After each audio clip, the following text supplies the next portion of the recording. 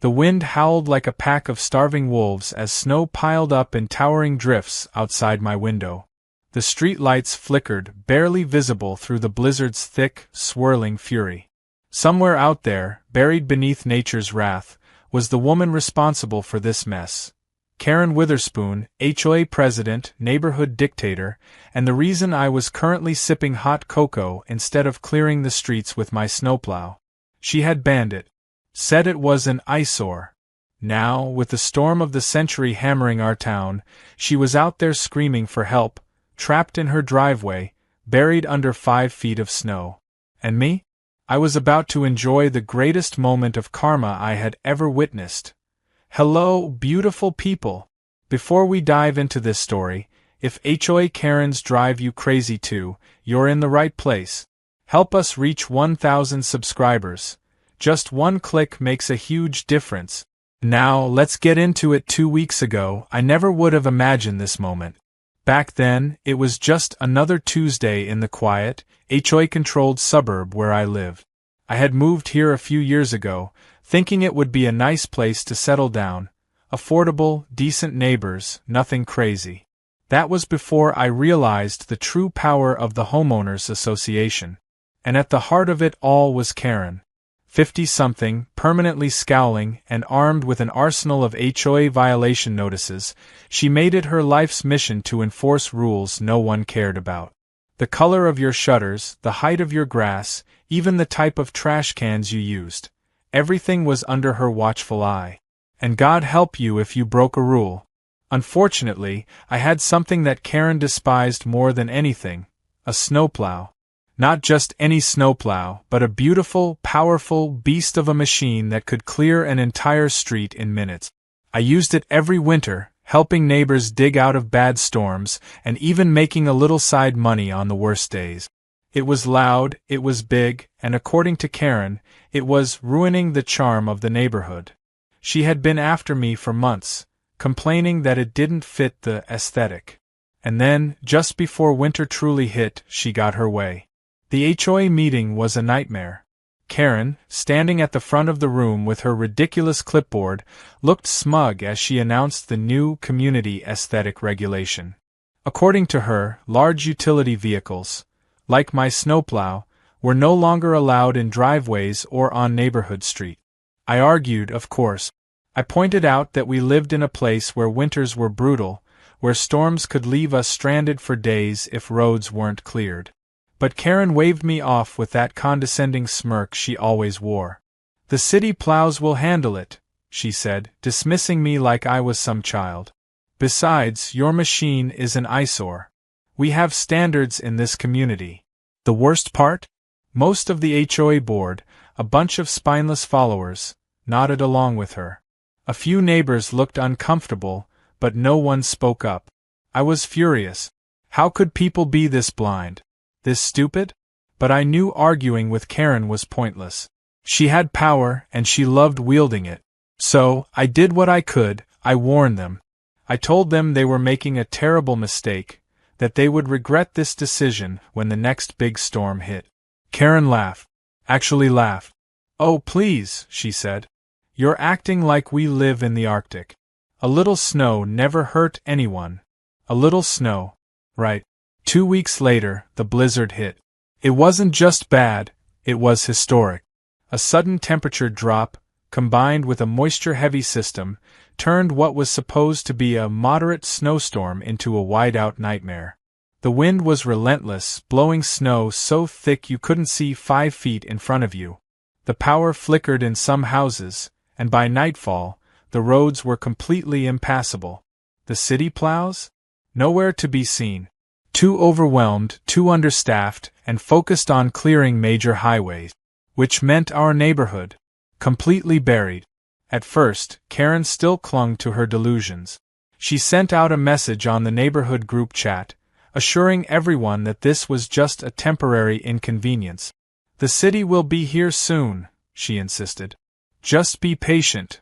By the next morning, patience had run out. People were panicking. Some had run out of food. Elderly neighbors were trapped in their homes. Parents with young children were getting desperate. And Karen? Well, Karen had finally realized she was in trouble. Her house, like most others, was completely snowed in. The wind had created huge drifts, blocking doors and windows. Her car was buried so deep you couldn't even see it. She had tried to dig herself out with a shovel, but within minutes she slipped on the ice, landing face first in the snow. From my nice warm house, I could hear her muffled shriek. And then, as if the universe itself had been waiting for this moment, my phone started buzzing. Neighbors, one after another, asking, no, begging, me to fire up my snowplow. I smiled, taking another sip of my cocoa. Oh, now you need my help? I muttered to myself. And that's when I heard it, the sound I had been waiting for. A high-pitched, desperate scream coming from outside. I walked to my window and looked out, grinning.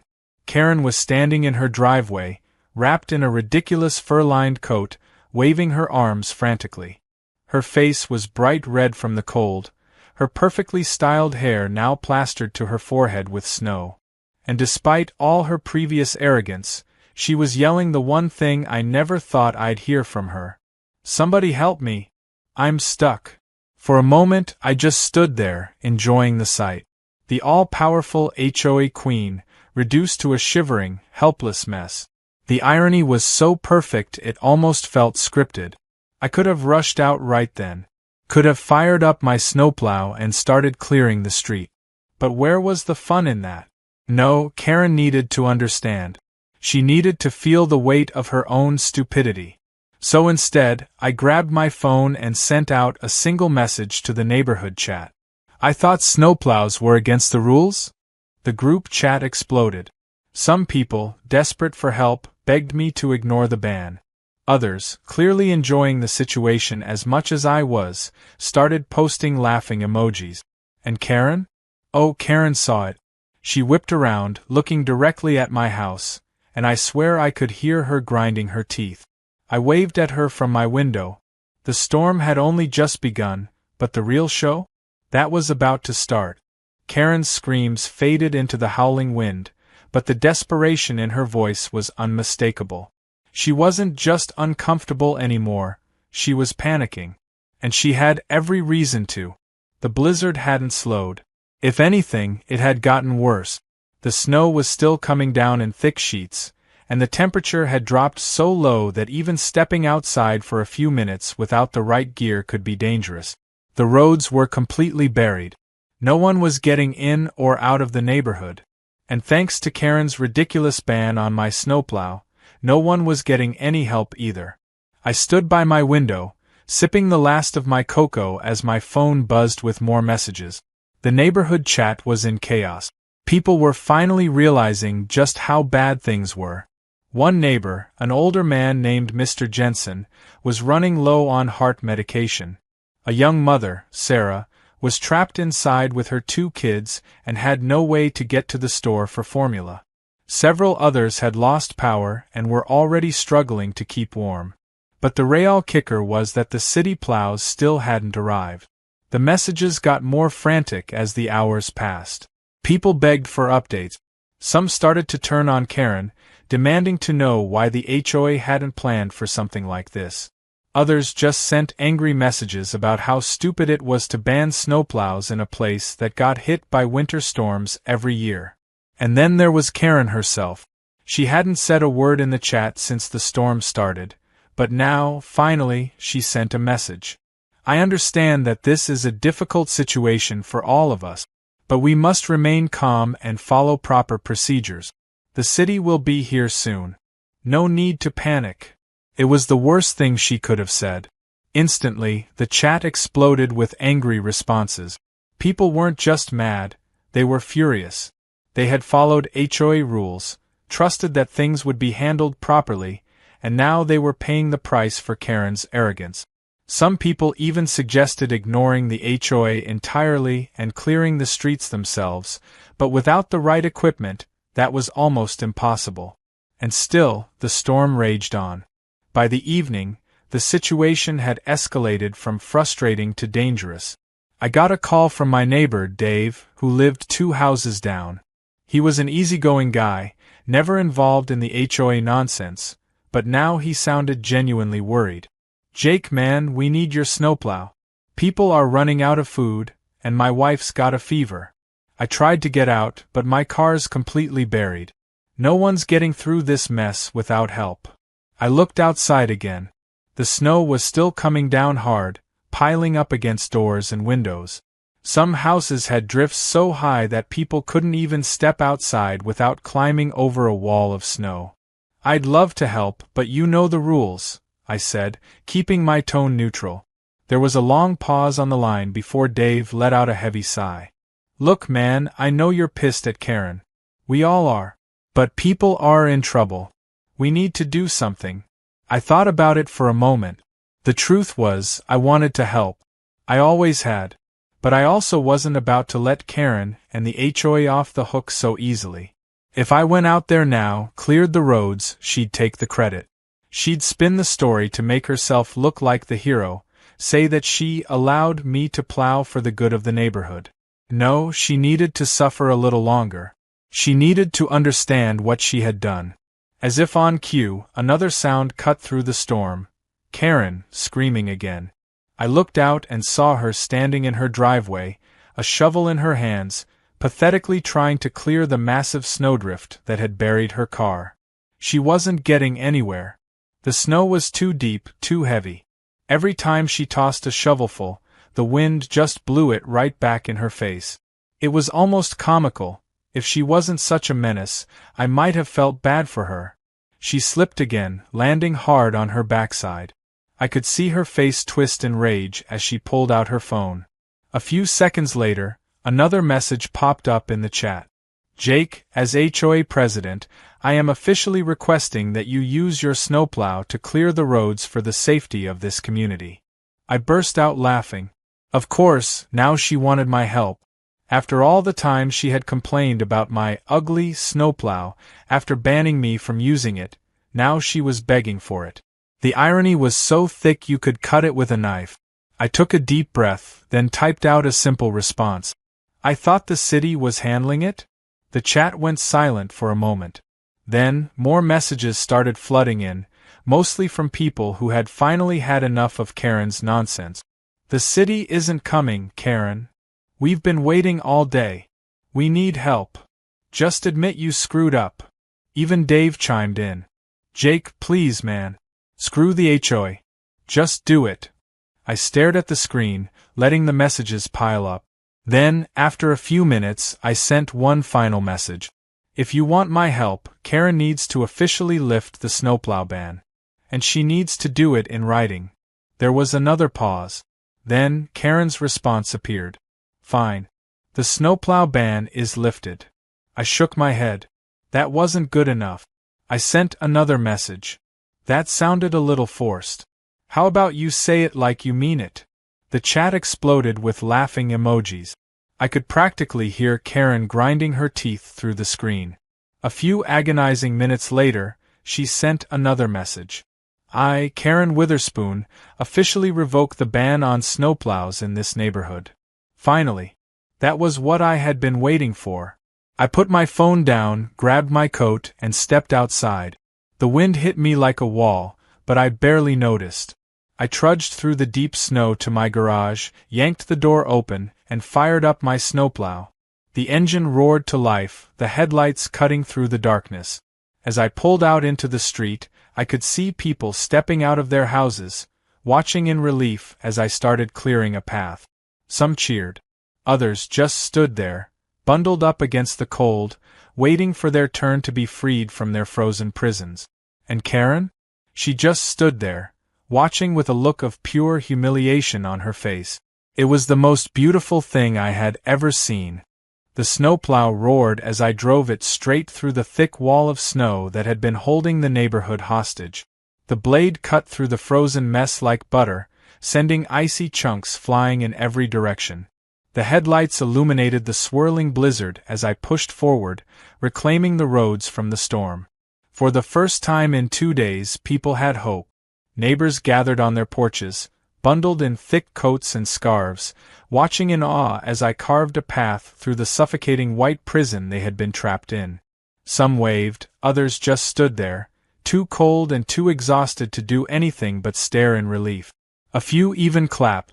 They weren't just happy to see the plow in action, they were happy to see Karen finally lose. As I worked my way through the main road, clearing space for people to move, I couldn't help but glance over at her house. Karen stood there, arms crossed, shivering in the cold as she watched me do the very thing she had fought so hard to prevent. Her hair was a mess, her fur-lined coat covered in frost, and her expression was pure defeat. She knew it. I knew it. The entire neighborhood knew it. She had lost. But I wasn't finished with her yet. When I reached her driveway, I slowed the plow to a crawl. The massive mound of snow in front of her car was an easy fix. I could clear it in seconds. Instead, I grinned and did the opposite. With precise control, I angled the blade just right and pushed an even bigger pile right in front of her garage. The moment Karen realized what I was doing, her face turned bright red. She stomped forward, waving her arms like a lunatic, her voice shrill even over the roar of the plow. "Hey! You can't do that! You're supposed to be clearing the roads." I leaned out the window and shrugged. "I thought you didn't like my plow messing up the neighborhood's aesthetic?" She fumed, her breath visible in the freezing air. "This isn't funny, Jake." I lifted the ban. "You have to plow my driveway too." I tapped a finger against the side of the cab, pretending to think about it. "Well, technically the ban is lifted for the street. No one said anything about driveways." The neighborhood chat exploded with laughing emojis as people watched the scene unfold. A few brave souls even stepped out of their houses, watching with barely concealed amusement as Karen stood there, helpless and fuming. "Fine," she screeched, throwing her hands up. "Just do it and stop playing games." I took my time. I could have cleared her driveway in under a minute, but instead, I dragged it out, moving slowly, letting her stand there in the cold while I carefully maneuvered the plow.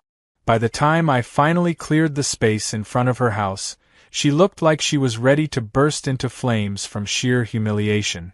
Satisfied, I moved on, carving paths to the homes that actually deserved help. Mr. Jensen got his driveway cleared first so he could get to the pharmacy for his medication. Sarah's path was next, and I made sure to clear a way straight to her car so she could drive out safely with her kids. Every house that had been hit hardest by the storm got my attention before I even thought about touching the area around Karen's house. By the time I was done, the worst of the crisis was over. People could get out, get supplies, check on their friends and family. I parked the plow back in my garage and trudged inside, exhausted but satisfied. The job was done. And best of all, Karen had been humiliated in front of the entire neighborhood. The fallout didn't take long. The next morning, the city plows finally rolled through, too late to make any real difference. They cleared the remaining roads, but the damage had already been done. People had seen firsthand what happened when they relied on Karen's leadership, and they weren't going to forget it anytime soon. By noon, an emergency HOA meeting was called. I didn't bother attending in person. I knew exactly how it was going to go. Instead, I kicked back on my couch, pulled up the group chat, and watched as the messages poured in. "We need new leadership. This was a disaster. Someone has to be held accountable. We almost froze to death because of Karen's ridiculous rules." The flood of complaints was endless. And then came the best one of all. I motioned to remove Karen as HOA president. I grinned. It was happening faster than I had even hoped. More messages followed. Seconded. Thirded. Fourth. And just like that, it was done. Within an hour, Karen Witherspoon was officially voted out of her position. No ceremony, no drawn-out debate. Just a swift, decisive removal. A few minutes later, Dave knocked on my door, grinning like a kid on Christmas. "You see the chat?" he asked, stepping inside and shaking the snow off his boots. I nodded, chuckling. "Yeah. About time. They want you to take over," he said, raising an eyebrow. "A lot of people think you should be in charge." I snorted. "No way. Last thing I need is a bunch of meetings about lawn decorations and mailbox heights." Dave laughed. Figured you'd say that. But hey, you're a hero, man. You saved the whole damn neighborhood. I shrugged. I just did what needed to be done. Yeah, but the way you did it? He grinned. That was legendary. Later that evening, I took one last look outside. The roads were clear, the storm had passed, and life was returning to normal. But Karen? She wasn't going to recover from this. Not anytime soon. She had spent years making everyone else's lives miserable, wielding her HOA power like a weapon. But in the end, the storm had taken that power away. And the best part? She had done it to herself. As I turned off the lights and headed to bed, I smiled to myself. Maybe next time, she'd think twice before messing with the guy who owned a snowplow.